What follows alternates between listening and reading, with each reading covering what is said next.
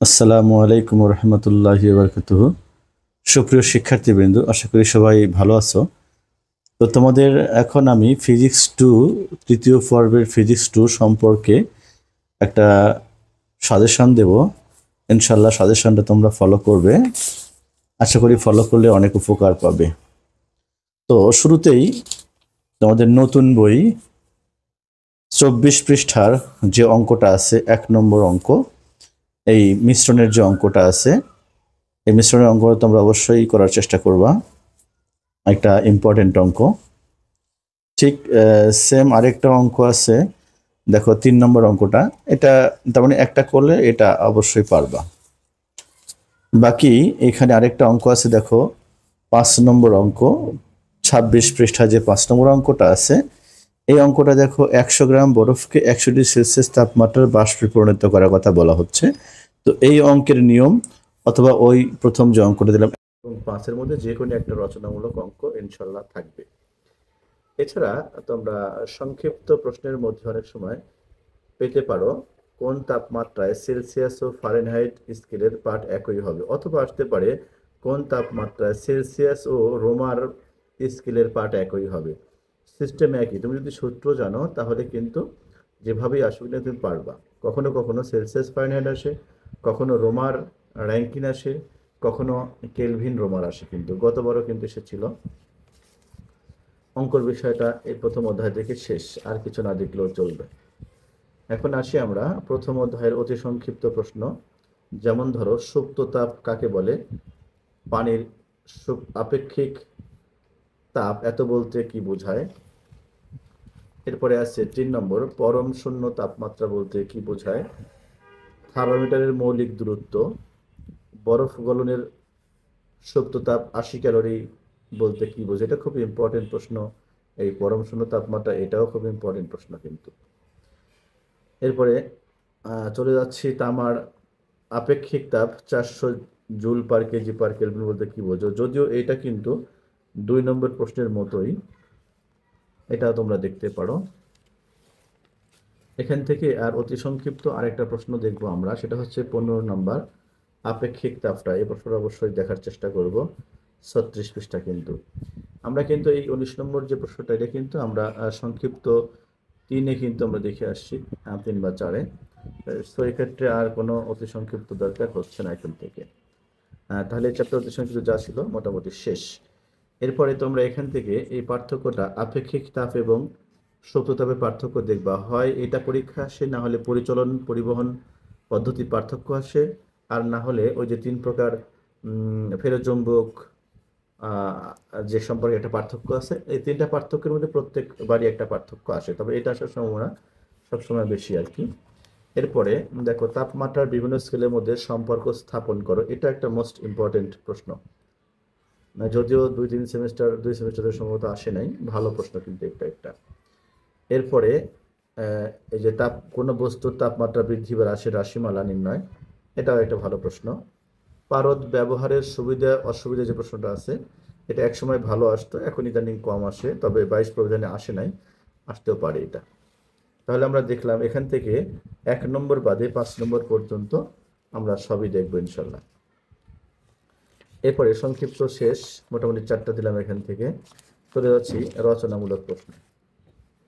রচনামূলক প্রশ্নের মধ্যে তোমরা দেখো, এই যে ডাক্তারি থার্মোমিটারের গঠন এবং কার্যপ্রণালী, এটা এমনি রিডিং পড়লেই পারা যায়, এটা সোজা আছে। এটা 22 প্রবিধানে কিন্তু একবার আসছে, তার আগে এসেছে। ভালো প্রশ্ন। এরপরে চলে যাচ্ছে আমরা, দেখো পারদ থার্মোমিটার এর সরি মিশ্রণ পদ্ধতিতে বরফ গলনের শুক্রতাপ নির্ণয়, অথবা মিশ্রণ পদ্ধতিতে কঠিনতাপ আপেক্ষিক তাপ নির্ণয়। এই দুইটা কিন্তু আগে 16 প্রবিধান পর্যন্ত প্রতিবারই কিন্তু এটা এটা অল্টারনেট করতো সবসময়। এবার করেছে কি, 22 প্রবিধানে এসে কিন্তু এই বরফ গলনটা পরীক্ষায় একবার এসছে, তোমার সম্ভবত 22 কি 23 সালের দিকে, এটা কিন্তু আসতে পারে। সো আমরা জানি রচনামূলক আসলে অঙ্কের মধ্যেই আসে এই চ্যাপ্টার। তথাপিও অঙ্ক ছাড়াও কিন্তু যদি আসে, তাহলে বরফ গলন অথবা কঠিন পদার্থের মধ্যে একটা থাকতে পারে, অথবা ওই যে থার্মোমিটার তৈরির গঠন প্রক্রিয়া যেটা, ওটা হতে পারে। তো এখান থেকে এত চাপ নেওয়ার দরকার নাই, তোমরা প্রথম অধ্যায় থেকে অঙ্ক ভালো করে দেখবা, আর হচ্ছে এই দুইটার মধ্যে যে কোনো একটা, অর্থাৎ কঠিন পদ্ধতি একটু ভালো করে দেখার চেষ্টা করবে। চলে যাচ্ছে আমরা দ্বিতীয় অধ্যায়ে। দ্বিতীয় অধ্যায়ে কোনগুলো বেশি ইম্পর্টেন্ট আমি একটু বলে দিচ্ছি। তো এখান থেকে তোমরা অঙ্ক, যেহেতু গতবার এখান থেকে একটা রচনামূলক অঙ্ক চলে আসছে এই অধ্যায় থেকে, তো এক্ষেত্রে রচনামূলক আসার সম্ভাবনা একেবারেই, অঙ্ক এখান থেকে নাই, হঠাৎ করে দিয়ে দিয়েছে। তো আমরা যদি এখান থেকে 1 নম্বর সংক্ষিপ্ত অঙ্কটা একটু দেখি এবং 2 নম্বর সংক্ষিপ্ত অঙ্কটা এখান থেকে দেখি, তাহলে এখান থেকে আর কোনো অঙ্ক দেখতে হবে বলে মনে হয় না। তথাপিও তোমাদের যদি ইচ্ছে হয় তোমরা এখান থেকে সর্বোচ্চ 5 নম্বরটা এখন দেখতে পারো।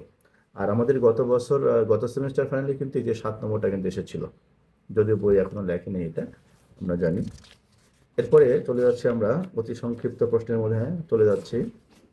তো এই ক্ষেত্রে আমরা অবশ্যই খেয়াল করব অধ্যায় নম্বর 2-এ তাপ পরিবাহিতা কাকে বলে, এখান থেকে এটা লোহার দৈর্ঘ্য প্রসারণ গুণাঙ্ক এত বলতে কি বোঝাও, এই প্রশ্নটা কিন্তু খুবই ইম্পর্টেন্ট প্রশ্ন, পরীক্ষায় কিন্তু খুবই আসে। এখান থেকে তাপ পরিবহনাঙ্ক বা তাপ পরিবহন গুণাঙ্কের যে মাত্রা বের করা, এটা কিন্তু মাঝে মাঝে আসে, খুব আসে তাও না। যারা ভালো স্টুডেন্ট তারা এগুলো অনেক সময় দেখে দেখে পরীক্ষা আসতে পারে হঠাৎ করে। তো এগুলো আমরা একটু দেখলাম। আর এখান থেকে কিন্তু এটা অবশ্যই দেখবা 2 নম্বরটা। তাহলে আমরা দেখলাম কোনটা কোনটা।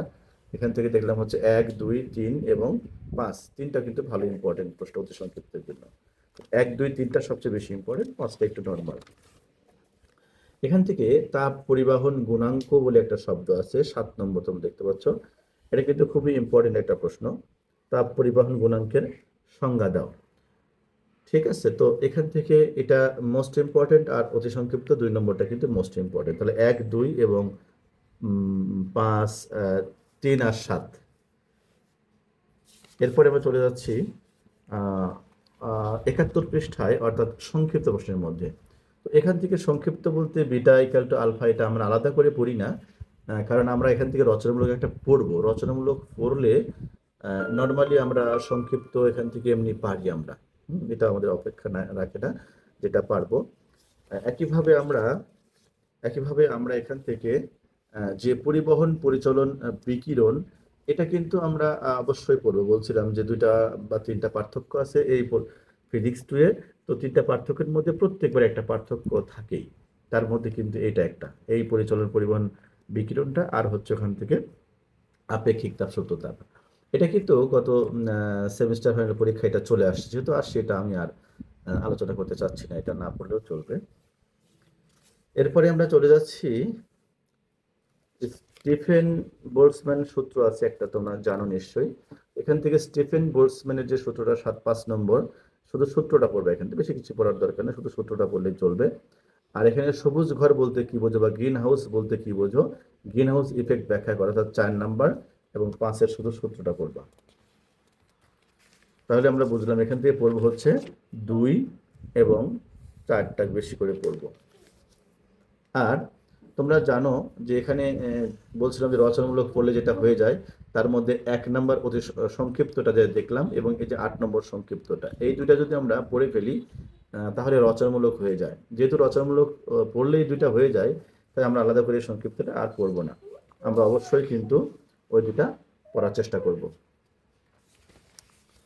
এরপরে চলে যাচ্ছি রচনামূলক। তোমরা জানো যে এখান থেকে একটাই রচনামূলক আছে এবং এটা প্রত্যেকবারই আসে, এখানে কোনো আর কোনো সমস্যা নেই, এটা আসবে 100%। তো যদি এটা মিস করো তাহলে কিন্তু আমি অবশ্যই একটা 8 মার্ক হারিয়ে ফেললাম। এরপরে আমরা চলে যাচ্ছি তৃতীয় একটা অধ্যায়।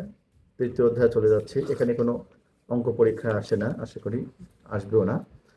অধ্যায় নম্বর 3-এ দেখতে পাচ্ছ এখানে জুলের সূত্র 1 নম্বর। এই জুলের সূত্র মানে আবার তাপ গতিবিদ্যার প্রথম সূত্র। এরপরে আমরা দেখতে পাচ্ছি তাপের যান্ত্রিক সমতা। তাহলে 1, 2 এখানে সমষ্ণ প্রক্রিয়া এবং রুদ্রতাপের প্রক্রিয়া, মোট এখানে 4টা প্রশ্ন আছে। 4টাই কিন্তু ইম্পর্টেন্ট, প্রথম দিক থেকে এই 4টা পড়লেই হয়ে যাবে, আর কিছু করতে হবে না। এরপরে তোমরা দেখতে পাচ্ছ সংক্ষিপ্তের মধ্যে একটাই প্রশ্ন আছে এখান থেকে, তাপ গতিবিদ্যার প্রথম সূত্রটি ব্যাখ্যা করো। এটা কিন্তু মোস্ট ইম্পর্টেন্ট একটা পড়া, পৃষ্ঠা নম্বর 91 তোমরা দেখতে পাচ্ছ। এরপরে আমরা এখান থেকে রচনা একটা পড়বো, একটা পড়লে একটাই কমন পাবো, এটাও 100% আশা করি, এটাও 100%। সেটা হচ্ছে যে রচনা 1 নম্বর। তাহলে আমরা দুইটা 100% পেয়ে গেছি, সেটা হচ্ছে যে দ্বিতীয় অধ্যায়ের 1 নম্বর রচনামূলক এবং তৃতীয় অধ্যায়ের 1 নম্বর রচনামূলক। চলে যাচ্ছি আমরা এবার চতুর্থ নম্বর অধ্যায়ে। চতুর্থ অধ্যায়ে তেমন খুব কঠিন পড়া না, অল্প কিছু পড়া আছে। এখান থেকে আমরা দেখব যে প্রত্যাগামী প্রক্রিয়া কাকে বলে, ইঞ্জিনের মূল তত্ত্ব, তাপ ইঞ্জিনের মূল তত্ত্ব, প্রত্যাগামী প্রক্রিয়া, এন্ট্রপি, তাপগতিবিদ্যার দ্বিতীয় সূত্র। প্রথম থেকে এই 4টা প্রশ্ন আমরা পড়ব। এবং তোমরা নিশ্চয়ই জানো ইতিমধ্যে হকের বইগুলোতে এখন নতুন করে সাজিয়ে দিয়েছে সিরিয়াল করে, যেগুলো বেশি পরীক্ষা আসে বা আসবে, এই ধরনের প্রশ্নগুলোকে সাজিয়ে দিয়েছে। তাই তোমরা মোটামুটি যে কোনো বইয়ের 1 থেকে 4 বা 5 দেখবা এই পর্যন্ত পড়লেই আশা করি ভালো কিছু হবে। তো আমি দেখতেছি এখান থেকে 1 থেকে 4 পর্যন্ত পড়লে তোমাদের হয়ে যাবে। এরপরে তোমরা দেখতে পাচ্ছ এখানে লেখা আছে প্রত্যাগামী এবং অপ্রত্যাগামীর পার্থক্য। তোমরা 2 নম্বরটা পড়বা, 1 নম্বরটা মোটামুটি আছে, খারাপ না। 1 এবং 2টা পড়বা, এখান থেকে 1 এবং 2টা পড়বা, আর না পড়লেও চলবে। এখান থেকে তোমরা একটু 5 নম্বরটা অন্তর্দহ বৈধর পার্থক্যটা একটু করে নিবা, যেহেতু এটা ও একবার আসছে, 20 সালে আসছে। এরপরে রচনামূলক এখান থেকে একটা প্রশ্ন আছে কার্ণচক্র, কিন্তু এই চক্রটা 22 প্রবিধানে একবার এসেছিল। এরপরে দেখা যায় আমাদের বেশিরভাগ শিক্ষক এত বড় চক্র দিতে চায় না, অনেকেই না করে দিতে। তো আমরা আশা করছি যে এই ধরনের বড় চক্রগুলো আমরা পরীক্ষায় দেব না বা দেই না। তারপরে একটু পড়ে রাখতে পারো, হঠাৎ কোনো স্যার দিয়ে দিতে পারে। চলে যাচ্ছি আমরা 5 নম্বর অধ্যায়ে। 5 নম্বর অধ্যায়ে খুব কমই পড়া আছে। তার মধ্যে অতি সংক্ষিপ্ত তড়িৎ ক্ষেত্র কাকে বলে, তড়িৎ বিভব, কুলম্বের সূত্রটা, 1, 2, 4। এখান থেকে ফ্যারাডের সংজ্ঞাটা পড়বা। ধারক পড়লেও খারাপ হয় না, অর্থাৎ 1 থেকে 5 পর্যন্ত একটু পড়ার চেষ্টা করবা। আশা করি 1 থেকে 5 পর্যন্ত পড়লে হয়ে যাবে। এখান থেকে সংক্ষিপ্ত প্রশ্ন বলতে আমরা 2 নম্বর পড়ব, কুলম্ব সূত্রটি ব্যাখ্যা করো। এটা সূত্রটি এখন ব্যাখ্যা করো, এটা প্রশ্নটা ভালো প্রশ্ন। এরপরে একটা প্রশ্ন তোমরা জানো যে এখানে আছে কার মধ্যে, রচনার মধ্যে লেখা আছে, কিন্তু এটা রচনা আকারে আসে না। যেমন 2 নম্বর প্রশ্নটা 5.6 উত্তরটা, এটা কিন্তু রচনায় লেখা আছে, কিন্তু রচনা আকারে এটা আসে না। সেক্ষেত্রে আমরা 1টাকে রচনামূলক ধরে রাখতে পারি, তবে খুব যে ইম্পর্টেন্ট তাও বলবো না, মোটামুটি ইম্পর্টেন্ট। তবে 2টা সংক্ষিপ্তের জন্য কিন্তু অনেক ইম্পর্টেন্ট। চলে যাচ্ছে আমরা অধ্যায় নম্বর 5-এ। অধ্যায় নম্বর 5-এ দেখো চৌম্বকত্ব এই পদার্থের মধ্যে চ্যাপ্টারের মধ্যে আছে প্যারাচৌম্বক আছে, বিনতি কাকে বলে, কুড়ি তাপমাত্রা বলে কাকে বলে, চৌম্বক পদার্থ কাকে বলে। আমরা এগুলো এই 1 থেকে 5 পর্যন্ত বা 1, 2, 3, 5 পড়ব। এখান থেকে তোমরা পড়তে পারো চৌম্বক ক্ষেত্র কাকে বলা হয়। চৌম্বক তীব্রতাটা দরকার নাই, মোটামুটি এখান থেকে হয়ে গেল। এরপরে আমরা চলে যাচ্ছি সংক্ষিপ্তের মধ্যে, এখান থেকে আসে না বললেই চলে, তেমন কোনো প্রশ্ন নাই এখান থেকে। রচনামূলকের মধ্যে এখান থেকে কিছু নাই। যদি আমরা সংক্ষিপ্ত বলি তাহলে এখান থেকে এই যে পার্থক্যটা, এটা কিন্তু রচনার মধ্যে আসবে না, এটা আসলে সংক্ষিপ্ত আকারে আসবে, শুধু তুলনা করা, আর সেই ক্ষেত্রে কিন্তু সংক্ষিপ্ত আকারে আসবে। চলে যাচ্ছে অধ্যায় নম্বর 7, খুব মোস্ট ইম্পর্টেন্ট একটা চ্যাপ্টার এবং ভেরি ভেরি ইম্পর্টেন্ট চ্যাপ্টার। তোমরা জানো এখান থেকে প্রশ্ন প্রত্যেকবারই হয়। তো এখান থেকে সংক্ষিপ্ত আকারে অঙ্ক 1 নম্বর থাকতে পারে, অঙ্ক 1, অঙ্ক 2, একই অঙ্কই। তোমরা নিশ্চয়ই জানো যে যাদের বইটা পুরাতন, সম্ভবত আগের এডিশনের, তাদের সম্ভবত এখানে 40 লেখা আছে, ভুল লেখা আছে। এখানে কিন্তু 20ই হবে, ফখরুল উত্তর 20 দিয়ে করা হয়েছে, এটা দেখতে পাচ্ছ। এক্ষেত্রে 1 এবং 2টা দেখবা। আর এখান থেকে যদি তোমরা চাও, এই যে 5 নম্বরটা, এখান থেকে মাঝে মাঝে অঙ্কগুলো থাকে, তো তোমরা 1, 2 এবং 5টা দেখবা। আর অঙ্ক না দেখলেও চলবে, সব অঙ্ক প্রায় একই রকমই। চলে যাচ্ছে আমরা অতি সংক্ষিপ্তের মধ্যে 7-এর 1 নম্বর রৈখিক বিবর্ধন, 2 নম্বর দর্পণের প্রধান প্রকাশ কাকে বলে। এটা এখান থেকে আমরা চলে যাচ্ছি দর্পণ কাকে বলে, 7 নম্বর দর্পণ কাকে বলে, এটা প্রতিবিম্ব কাকে বলে, এটা একটু দেখব। এখান থেকে রৈখিক বিবর্ধন কাকে বলে, গাণিতিক রূপটা, এটা একটু দেখবা। তো তারপরে চলে যাচ্ছি আমরা সংক্ষিপ্তে 1 নম্বর। সংক্ষিপ্ত 1 কিন্তু ভেরি ভেরি ইম্পর্টেন্ট, এটা পরীক্ষায় কিন্তু এবার ইনশাল্লাহ আসবে 1 নম্বরটা এটা। তারপরে হচ্ছে যদি হঠাৎ মিস করে ওইটা, তাহলে দেখবা যে 2 নম্বরটা চলে আসছে। বাস্তব এবং অবাস্তব প্রতিবিম্বের পার্থক্যটা, এটা কিন্তু ভালো একটা ইম্পর্টেন্ট প্রশ্ন। তাহলে 1 অথবা 2 এর মধ্যে। এখান থেকে আর কিছু পড়বো না আমরা। রচনার মধ্যে আমরা অবশ্যই ধরে নিতে পারি যে এটা একটা প্রশ্ন, 100% প্রশ্ন ধরে নিতে পারো তোমরা, যে 100% পরীক্ষা আসবেই। কারণ রচনাতে এছাড়া কোনো প্রশ্ন এখান থেকে নাই। সেটা হতে পারে শুধু গলীয় অথবা অবতল। গলীয় আসলে অবতল দিবা, অবতল আসলে তো অবতলই দিবা। অতএব 1 এর 2 এই উত্তরটা কিন্তু একই। সেক্ষেত্রে আমরা অবশ্যই একটাকে প্রেফার করছি সবসময়ের জন্য। চলে যাচ্ছি আমরা অধ্যায় নম্বর 8-এ। 8-এ চলে যাচ্ছি। অধ্যায় 8-এ এখান থেকে একটা অঙ্ক আছে, রচনামূলক অঙ্ক। তোমরা জানো যে এটা খুবই ইম্পর্টেন্ট একটা অঙ্ক। যদি রচনা এখান থেকে মানে প্রশ্ন কমন না পড়ে তাহলে একটা অঙ্ক থেকে যায়। একটা অঙ্ক আছে, দেখো তোমরা 6 নম্বর অঙ্ক, 172 পৃষ্ঠায়। শুধুমাত্র এখানে প্রতিসরাঙ্কের মান 1.5 দেওয়া আছে, আগে ছিল 2, √2 ছিল।